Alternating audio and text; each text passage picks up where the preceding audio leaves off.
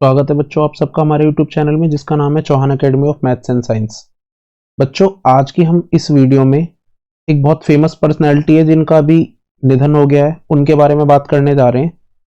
उनका नाम आप सबको पता होगा, सबने सुना होगा, उनका नाम है डॉक्टर मनमोहन सिंह। ठीक है, अब ये हमारे इंडिया के फॉर्मर प्राइम मिनिस्टर भी हैं, इकोनॉमिक रिफॉर्मर भी हैं, इसके अलावा ये गवर्नर भी हैं हमारे। ठीक है, ये गवर्नर भी हैं किसके, आरबीआई के गवर्नर रह चुके हैं। ठीक है, तो ये सब इनके बारे में कुछ बातें हैं। आगे इस वीडियो में हम इनके बारे में पूरी की पूरी जानकारी हासिल करेंगे कि ये हमारी कंट्री के लिए क्यों इतने इंपॉर्टेंट थे या फिर इन्होंने हमारी कंट्री के लिए आखिर किया क्या है। ठीक है, तो बहुत सारे लोगों ने सुना होगा कि ये खाली हमारी कंट्री के लिए इसलिए इंपॉर्टेंट है क्योंकि ये हमारी प्राइम मिनिस्टर थे। ठीक है, और वो भी 2 बार प्राइम मिनिस्टर रहे हैं, लेकिन ये उससे ज्यादा इंपॉर्टेंट या उससे ज्यादा फेमस इस चीज के लिए हैं, ये हम इस वीडियो में आगे जानेंगे। ठीक है, और एक बात और ध्यान रखना, यही वो पर्सन है जिसकी वजह से आज हमारी कंट्री फिर भी इतनी डेवलपमेंट या इतनी तरक्की कर पाई है।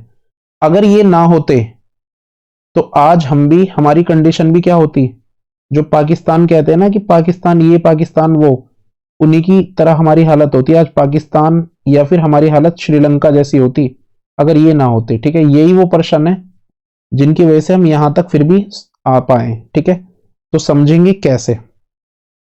तो सबसे पहले बात करते हैं कि who is doctor Manmohan Singh, कि मनमोहन सिंह है कौन आखिर। ठीक है, तो ये इंडियन इकोनॉमिक्स है, सबसे पहले तो इंडियन इकोनॉमिक्स है, पॉलिटिशियंस हैं, उसके अलावा former prime ministers of India है। ठीक है, इंडिया के फॉर्मर प्राइम मिनिस्टर हैं। इंटेलेक्चुअल ब्रिलियंस के लिए जाने जाते थे अपनी। ठीक है, और लीडरशिप क्वालिटी के स्टाइल के लिए। ठीक है, उन्होंने 14th prime minister of India जो कि 2004 में थे, उसका इन्होंने कार्यभार संभाला है और लगातार 2 बार रहे हैं। ठीक है, 2004 से 2009, 2004 से 2009 और 9 से 2014। ठीक है, लगातार 2 बार इंडिया के प्राइम मिनिस्टर रहे हैं। ठीक है, लाइफ और एजुकेशन की अगर इनकी बात करें तो इनका जो जन्म है वो 26 सितंबर 1935 में एक जगह पड़ती है गाह। ठीक है, गाह एक जगह पड़ती है जो कि अभी करंट में क्या है, पाकिस्तान का जो पार्ट है, पंजाब वाला जो पार्ट है पाकिस्तान का, उसमें। ठीक है, आपको पता है पंजाब का कुछ हिस्सा पाकिस्तान में आता है और कुछ हिस्सा इंडिया में आता है, तो पाकिस्तान का, पंजाब का जो पाकिस्तान वाला हिस्सा है उसमें इनका जन्म हुआ था। ठीक है, उसके अलावा बीए ऑनर्स इकोनॉमिक्स में इन्होंने पंजाब यूनिवर्सिटी से किया है, चंडीगढ़ से। MA economics university of Cambridge से किया है, कैम्ब्रिज यूनिवर्सिटी से।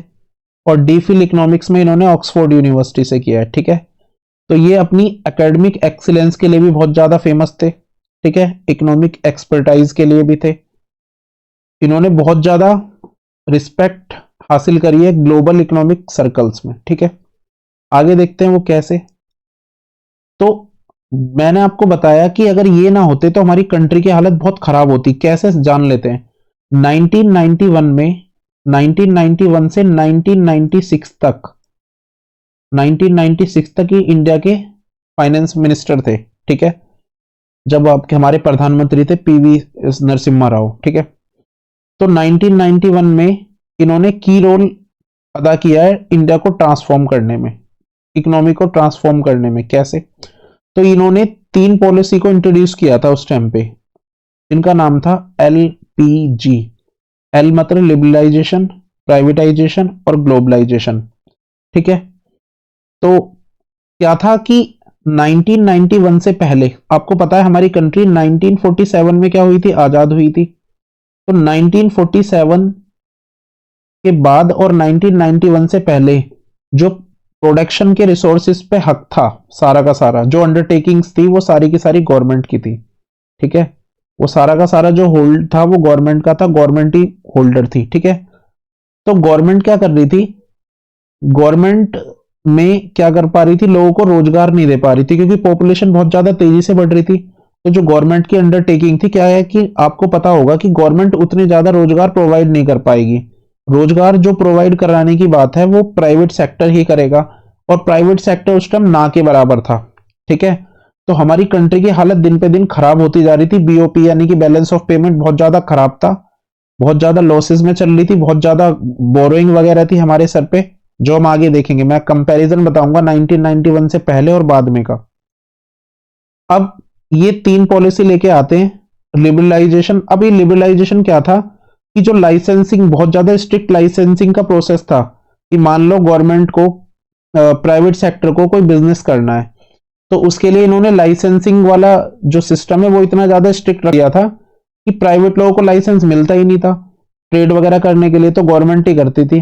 फिर इन्होंने धीरे धीरे कुछ चीजों को जो इंपॉर्टेंट थे उनको अपने पास रख के बाकी सबको इन्होंने क्या कर दिया, प्राइवेट कर दिया। ठीक है। उसके अलावा सबसे इंपॉर्टेंट था ग्लोबलाइजेशन। आज जो फॉरेन कंट्री में हम ट्रेड कर रहे हैं या फिर वो कंट्री हमारे यहाँ पे आके ट्रेड कर रही है, तो उसका सबसे बड़ा रीजन यही है कि ग्लोबलाइजेशन। अगर ये ग्लोबलाइजेशन ना होता तो सोचो क्या हाल होता आज हमारा। आपको पता है अगर कोई फॉरेन कंपनी हमारे यहाँ आके बिजनेस करेगी तो उसको जो लोग चाहिएंगे वो लोग वहां से थोड़ी लाएगी, लोग तो हमारे यहीं से मिलेंगे। हमारे लोगों को क्या मिलेगा, काम मिलेगा, प्लस उनको सीखने के लिए बहुत कुछ मिलेगा, बहुत ज्यादा नई टेक्नोलॉजी वगैरह जो वो अपने यहाँ से ला रही है वो यहाँ हमारे लोगों को सिखाएगी। तो हमारे लोगों को काम मिलेगा, पैसा मिलेगा, पैसा मिलेगा तो उनके पास क्या होगा, डिमांड करने के लिए कुछ ना कुछ होगा, वो चीजों की डिमांड करेंगे और चाहे तो वो अपना बिजनेस वगैरह भी कर सकते हैं। ठीक है। तो एलपीजी पॉलिसीज को इन्होंने इंट्रोड्यूस किया। अब ग्रोथ की अगर हम बात करें उनकी लीडरशिप के अंदर, तो प्राइम मिनिस्टर उनके टाइम पे जो ग्रोथ थी वो बहुत ज्यादा रैपिड ग्रोथ हुई है उनके टाइम पे। ठीक है। उन जब वो प्राइम मिनिस्टर थे तकरीबन 8% के आसपास एनुअली ग्रोथ हुई है उस टाइम पे। ठीक है। इन्होंने चीजों को मार्केट फ्रेंडली बनाया। आपको पता है मार्केट में डिमांड और सप्लाई नाम की दो शक्तियां काम करती हैं, तो उसके हिसाब से इन्होंने उसको बनाया। एफडीआई, एफडीआई को उन्होंने बहुत ज्यादा वो कर दिया और एफडीआई बढ़ा बहुत तेजी से। एफडीआई क्या होता है कि कोई, मान लो हमारे यहाँ की कोई कंपनी है, वो सामने वाली कंट्री में, किसी कंट्री में जाके क्या करती है, वहां इन्वेस्टमेंट करती है, तो उसको एफडीआई बोलते हैं। ठीक है ना। तो इसको इन्होंने बहुत ज्यादा वो, तो हमारे यहाँ पे इन्वेस्टमेंट बढ़ा, बाहर की बहुत सारी कंपनियां आई तो अपने साथ बहुत सारा रोजगार लाई, रोजगार, उसके अलावा टैक्स गया उनसे हमारी गवर्नमेंट के पास, उसके अलावा हमारे यहाँ के लोगों को बहुत सारा सीखने के लिए मिला। फिर इन्होंने ध्यान जो दिया वहां पे टेक्नोलॉजी वगैरह और इंफ्रास्ट्रक्चर पे बहुत ज्यादा ध्यान दिया हुआ है इन्होंने। ठीक है। इन्होंने इंफ्रास्ट्रक्चर और टेक्नोलॉजी पे बहुत ज्यादा ध्यान दिया है और टेक्नोलॉजी में बहुत ज्यादा रैपिडली ग्रोथ हुआ है। ठीक है। एजुकेशन, ठीक है, इंडिया की जो इकोनॉमिक है उसको इन्होंने धीरे धीरे क्या हुआ, ऊपर की तरफ बूस्ट कराया है। ठीक है। देखते हैं आगे। अब यहाँ पे बिफोर एंड आफ्टर का कुछ कंपैरिजन देखेंगे हम।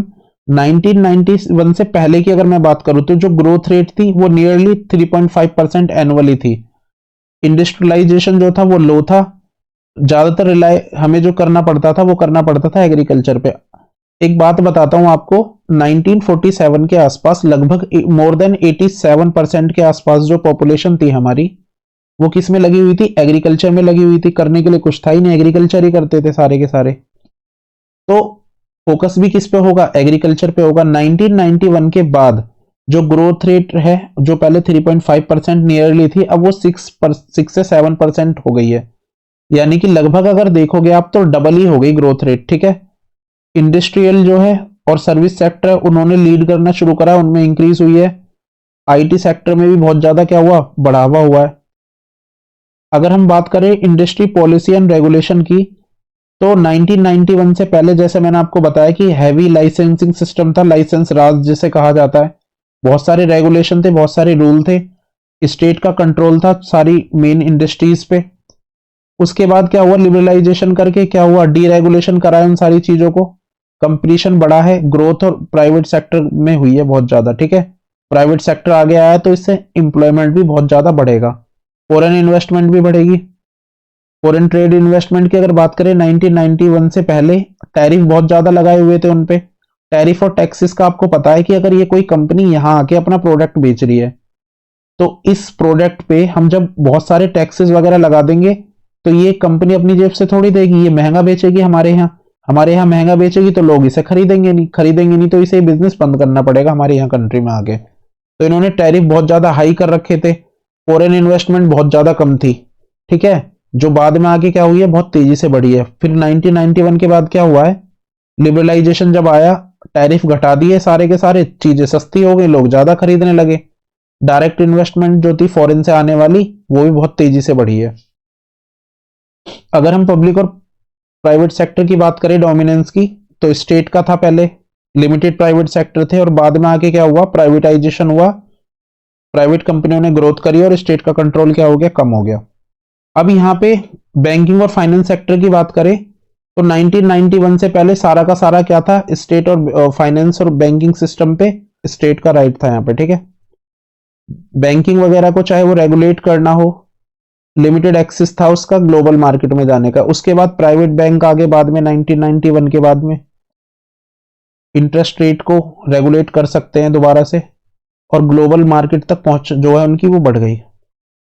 अब हम बात करें एग्रीकल्चर की, तो 1991 से पहले, अच्छा ये एक सेक्टर है, 1991 से पहले स्टेट पे कंट्रोल ज्यादा था, प्रोडक्टिविटी लो थी। अब क्या हुआ, प्रोडक्टिविटी तो बढ़ी है, लेकिन एग्रीकल्चर में जितना रिफॉर्म होना चाहिए था उतना नहीं हो पाया। क्योंकि क्या है, इसका भी एक सबसे बड़ा रीजन वही आ जाता है, टेक्नोलॉजी, ठीक है। उसके अलावा बहुत सारे रीजन आते हैं हमारे कि एग्रीकल्चर में हम ग्रोथ क्यों नहीं कर पाए, टेक्नोलॉजी उसका एक रीजन है, जमीन के जो टुकड़े हैं वो छोटे छोटे अलग है, तो ये एक अलग टॉपिक है, ठीक है। अब लो प्रोडक्टिविटी थी स्टेट, आपको पता है जो स्टेट की गवर्नमेंट की जो चीजें होंगी उनका प्रोडक्टिविटी रेट तो क्या होगा, कमी होगा, फिर उनमें क्वालिटी भी क्या होगी, उस लेवल की नहीं होगी, ठीक है। अब यहां पे प्रोडक्टिविटी कम होने का एक और रीजन भी ये भी हो सकता है, हिडन एम्प्लॉयमेंट था, ठीक है। मान लो 20 लोग इसी जगह पे लगे हुए हैं, ठीक है, जबकि यहाँ पे 10 लोग अगर काम करें तो काफी है, ठीक है। मान लो अगर यहाँ पे 10 लोग काम करेंगे तब 100 रुपए की चीज बनाएंगे, तो एक पर्सन कितने की चीज बनाएगा, 10 रुपए की। लेकिन क्या है कि 10 लोग और इनके जानने वाले भी यहीं पे काम कर रहे हैं, अब ये 20 लोग हो गए, और अब भी क्या हुआ, चीज 100 रुपए की बन रही है, तो अब एक पर्सन के हिस्से में कितनी पड़ रही है, कितने की बना रहा है, 5। तो प्रोडक्टिविटी क्या थी, पहले एक पर्सन 10 बना सकता था, लेकिन 5 बना रहा है, तो प्रोडक्टिविटी क्या है, कम है। और वो क्यों है, क्योंकि ये जो बाकी 10 है ना, इनके पास काम तो है नहीं, तो ये भी जानबूझ के क्या आएंगे, यहीं पे लगेंगे इनके साथ में ही। इसको बोलते हैं हिडन एम्प्लॉयमेंट। एक्चुअल में ये एम्प्लॉयमेंट दिख नहीं रहे, लेकिन ये भी क्या है, ये भी अनएम्प्लॉयड ही है, ठीक है ना। आगे चलते हैं, तो इन्फ्लेशन और फिस्कल पॉलिसी की बात करें, इन्फ्लेशन रेट बहुत ज्यादा हाई था, लोगों के पास पैसा था नहीं, जो चीजें मिल रही थी वो महंगी मिल रही थी। अब डेफिशिएट, घाटा भी बहुत ज्यादा था, बोरोइंग एक्सेसिव, बहुत ज्यादा बोरोइंग थी गवर्नमेंट के पास, हमें इस हर चीज के लिए फॉरेन कंट्रियों पे डिपेंड रहना पड़ रहा था, उनसे उधार लेनी पड़ रही थी, बहुत सारे लोन्स थे। अब इन्फ्लेशन कंट्रोल हुई, इसके बाद में बोरोइंग कम हो गई हमारी, ठीक है ना, इकोनॉमिक रिसाइलेंस जो थी वो सुधरी है, और फिस्कल डिसिप्लिन यानी कि घाटा भी क्या हुआ है, कम हुआ है। अब इसके बाद बात करें हम सोशियो इकोनॉमिक इंपैक्ट की, 1991 से पहले बहुत ज्यादा गरीबी थी, इनइक्वालिटी थी, लिमिटेड जॉब अपॉर्चुनिटी थी। हालांकि 1991 की बात करें तो मिडिल क्लास की ग्रोथ हुई है, ठीक है, जॉब क्रिएशन भी बढ़ा है, वो भी ठीक है, लेकिन इनइक्वालिटी जो है वो अभी भी क्या है, बहुत ज्यादा हुई है, बहुत तेजी से, यानी कि अमीर अमीर हो गया और गरीब गरीब हो गया। रूरल अर्बन एरिया की अगर हम बात करें तो ये डिवाइड हो गई चीजें। आपको पता है गांव का जो डेवलपमेंट है बहुत कम हुआ है, जबकि शहरों का डेवलपमेंट क्या है, बहुत तेजी से हो रखा है, ठीक है ना। तो गांव अभी भी क्या है, पिछड़े हुए ही हैं, जबकि शहर क्या है, आगे बढ़ रहे हैं, ठीक है। अब टेक्नोलॉजी की बात कर लेते हैं, 1991 से पहले अंडर डेवलप्ड था आईटी सेक्टर बहुत ज्यादा, बिल्कुल ध्यान उस पर दिया नहीं जा रहा था, टेक्नोलॉजिकल एक्सेस भी बहुत ज्यादा लो था। अब आईटी सेक्टर पे बहुत ज्यादा ध्यान दिया जा रहा है, आपको पता है कि बच्चों को भी एज ए सब्जेक्ट में, हमें एक सब्जेक्ट ही है जिसका नाम आईटी है। अब ग्लोबल टेक हो गया है इंडिया, हम पढ़ भी रहे हैं खुद और बाकियों को भी सिखा रहे हैं, हमारे यहाँ बहुत सारे लोग बाहर से आते हैं सीखने के लिए, ठीक है। आगे चलते हैं। अब यहाँ पे ये तो हमने कुछ चीजें देखी 1991 से पहले और बाद में। अब वापस आ जाते हैं मनमोहन सिंह जी पे, तो उनके लीडरशिप स्टाइल की कुछ चीजें देख लेते हैं कि क्या ऐसा कौन सा स्टाइल है उनको जो उनको बाकियों से डिफरेंट बनाता है। बहुत ज्यादा काल्म है, आपने देखा होगा, बहुत ज्यादा काम है। उसके अलावा कंपोज है, बहुत ज्यादा प्रेगमेटिक अप्रोच है इनका, ठीक है। उसके अलावा सॉफ्ट स्पोकन है बहुत ज्यादा, इंडिया और इंटरनेशनल लीडर का इन्हें दर्जा मिला है। कंसेंसस ड्राइवन लीडर, इसका मतलब है कि ये सबको साथ लेके चलते हैं, ठीक है, सबकी सहमति से ही चीजें क्या करते हैं, आगे बढ़ाते हैं, ठीक है ना, सबकी सलाह लेंगे। ऐसा नहीं है कि खुद सारी के सारे डिसीजन लाद दिए, सबकी सलाह ली। उसके अलावा इंक्लूसिव डेवलपमेंट पे ध्यान देते हैं ज्यादा, यानी कि सबका साथ सबका विकास। आगे चलते हैं। अब इनके सामने बहुत सारे चैलेंजेस भी आए अपनी टेन्योर के दौरान। यहाँ पे क्या था, कोएलिशन गवर्नमेंट। अब ये कोएलिशन गवर्नमेंट क्या होती है, आपको पता है, यहाँ पे दो पार्टी इलेक्शन लड़ रही है। मान लो गवर्नमेंट बनाने के लिए जितनी सीटें चाहिए वो इसे भी नहीं मिली, इसे भी नहीं मिली, दोनों की सहमति से मिलीजुली गवर्नमेंट बन गई, तो उसका एक पीएम जो ये बन गया। अब ये पीएम क्या होगा, इसके सामने बहुत सारी प्रॉब्लम आएंगी, क्योंकि ये जो पार्टी वाले ये चाहेंगे कि हमारे हिसाब से सारा काम हो, और ये वाले चाहेंगे हमारे हिसाब से काम हो सारा का सारा। तो ऐसे टाइम पे जो गवर्नमेंट बनती है उसको कोएलिशन गवर्नमेंट कहते हैं, ठीक है ना। तो इनके सामने बहुत सारे चैलेंजेस थे। इन्होंने दोनों गवर्नमेंट के साथ कोऑर्डिनेशन का ध्यान रखा है बहुत सारा, ठीक है ना, कोऑर्डिनेशन बिठा के इन्होंने काम किया है, जबकि पॉसिबल था नहीं आसानी से कोऑर्डिनेशन बिठाना। डिफरेंट इंटरेस्ट सबके हो सकते हैं, ये कुछ चाहेंगे, ये कुछ चाहेंगे। करप्शन स्कैंडल इनके ऊपर एलिगेशन लगे हैं करप्शन के भी बहुत ज्यादा, ठीक है। अगर कोई पर्सन कोई अच्छा काम करने जाता है, आपको पता है कि दो ग्रुप होते हैं, अगर एक काम एक ग्रुप के लिए अच्छा होगा ना, तो दूसरे ग्रुप के लिए वो काम बुरा होगा। तो वो एलिगेशन तो इन पे लगने ही लगने थे, ठीक है। तो इन पे एलिगेशन लगे, और मेजरली या स्पेशली जो इनका दूसरे वाला टेन्योर था, यानी कि 209 से जो 2014 तक था, इस वाले में इनके ऊपर एलिगेशन ज्यादा लगे हैं, ठीक है। इनके टाइम पे इन्फ्लेशन भी बढ़ी है, महंगाई भी, आपको पता है कांग्रेस के टाइम पे महंगाई बढ़ी है। वो भी इनके सेकंड वाला जो टाइम था वहां पे भी इन्फ्लेशनरी प्रेशर हुआ है, बहुत ज्यादा महंगाई बढ़ी है, ठीक है। अच्छा, एक बात मैं आपको बताता हूं, हालांकि मैं किसी पार्टी को सपोर्ट नहीं करता, लेकिन फिर भी मैं आपको एक बात बताता हूं कि देखो, मान लो लोगों के पास काम है, ठीक है, ये 2 पर्सन है या 3 पर्सन मान लेते हैं, इन पर्सन के पास काम है, काम ये इस फैक्ट्री में कर रहे हैं, और फैक्ट्री में कर रहे हैं तो इनके पास पैसे भी होंगे। मान लो इसके पास 100 रुपए हैं, इसके पास भी 100 रुपए और इसके पास भी 100 रुपए हैं। तो ये चीजों की क्या करेंगे, डिमांड करेंगे। डिमांड करेंगे यानी कि ज्यादा से ज्यादा चीजों की डिमांड करेंगे, तो यहां से क्या होंगे, इनके प्राइस बढ़ जाएंगे। अब इनके प्राइस बढ़ेंगे, जब डिमांड ज्यादा होगी, प्राइस ज्यादा होंगे, तो ये प्रोडक्शन भी अपने यहाँ ज्यादा करवाएंगे, फैक्ट्री में ज्यादा चीजें बनवाएंगे क्योंकि डिमांड ज्यादा है। तो इनसे एक्स्ट्रा काम करवाएंगे, इनसे एक्स्ट्रा काम करवाएंगे, तो इंप्लॉयमेंट क्या होगा, बढ़ेगा, ठीक है। और लोग चाहिएंगे, वो भी आ जाएंगे यहाँ पे, तो इंप्लॉयमेंट क्या होगा, बढ़ेगा। इसका मतलब जब महंगाई बढ़ती है बहुत तेजी से, तो इंप्लॉयमेंट भी क्या होता है, बढ़ता है। ये एक अच्छी अर्थव्यवस्था या इकोनॉमी की पहचान है। लेकिन अगर मान लो महंगाई बढ़े बहुत सारी, लेकिन इंप्लॉयमेंट ना बढ़े, तो समझ जाना कि वहां पे करप्शन बहुत ज्यादा है, ठीक है। तो अगर महंगाई बढ़ रही है, इन्फ्लेशन बढ़ रहा है, उसके साथ साथ में इंप्लॉयमेंट भी बढ़ रहा है, तो समझ जाना कि ठीक है, वहां पे कोई प्रॉब्लम है नहीं। चलते हैं आगे। अब यहाँ पे इनका इंटरनेशनल इंपैक्ट क्या था, ठीक है, इनकी पहचान जो थी उसके बारे में बात कर लेते हैं। अब इनको ग्लोबल स्टेट्समैन का दर्जा दिया हुआ है, ठीक है ना, वर्ल्ड लीडर्स के साथ में, और उनकी जो ऑर्गेनाइजेशन है वहां पे भी उनके साथ भी काम किया है, उनके साथ भी फेमस है। उन्होंने काम किया है, बाहर की कंट्रियां उनके साथ जो इंडिया के रिलेशन है उसको इंप्रूव करने के लिए इन्होंने काम किया है, ठीक है ना। तो आज के टाइम पे 3 ही कंट्रियां सबसे बड़ी है, यूनाइटेड स्टेट्स, चाइना और रशिया। तो इन तीनों के साथ जो रिलेशन है हमारे, उनको सुधारने के लिए इन्होंने काम किया है, ठीक है। इन्होंने इकोनॉमिक विजन दिखाया है, ठीक है, और इंडिया को इस एबल बनाया, या फिर ऐसे रास्ते दिखाए जिसपे आने वाले टाइम में वो चल के उनपे ग्रोथ कर सके। तो इन्होंने कह सकते हैं कि नए आयाम दिए हैं, ठीक है ना, नया फेज ऑफ डेवलपमेंट दिया है। अब आगे चलते हैं। अगर इनकी लेगेसी की बात करें तो इकोनॉमिक रिफॉर्मर है ये, इंडिया की ग्लोबल इमेज इन्होंने सुधारी है, बाकी उसके में प्रैग्मेटिक विजन इन्होंने वो किया है, ठीक है ना। ये जो चैलेंजिंग या वो है, नए नए चैलेंज वगैरह इनके सामने आ रहे हैं, या फिर चेंज है, उनको ये आसानी से लागू कर पाए। यहाँ पे क्या है, कंक्लूजन है डॉक्टर मनमोहन सिंह को लेके, ठीक है, यहाँ पे उन्होंने क्या चैलेंजेस फेस करे वगैरह वगैरह, ठीक है।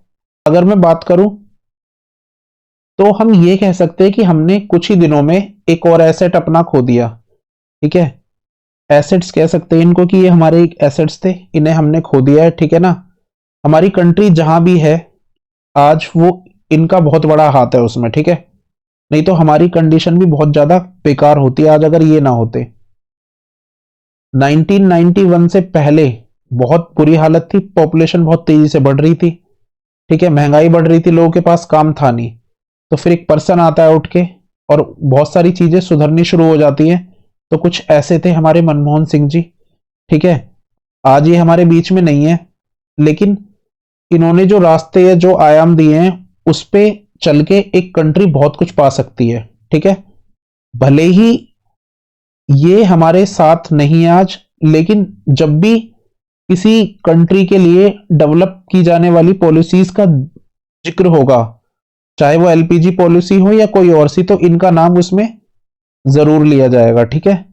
तो भावपूर्ण श्रद्धांजलि है उनको, भगवान उनकी आत्मा को शांति दे। Thanks for watching. अगर आपको ये वीडियो अच्छी लगी है तो आपको हमारे चैनल को सब्सक्राइब करना है, अपने दोस्तों के साथ शेयर करना है, इस वीडियो को लाइक करना है, और अगर आपको कुछ कहना है तो आप कमेंट में लिख सकते हैं।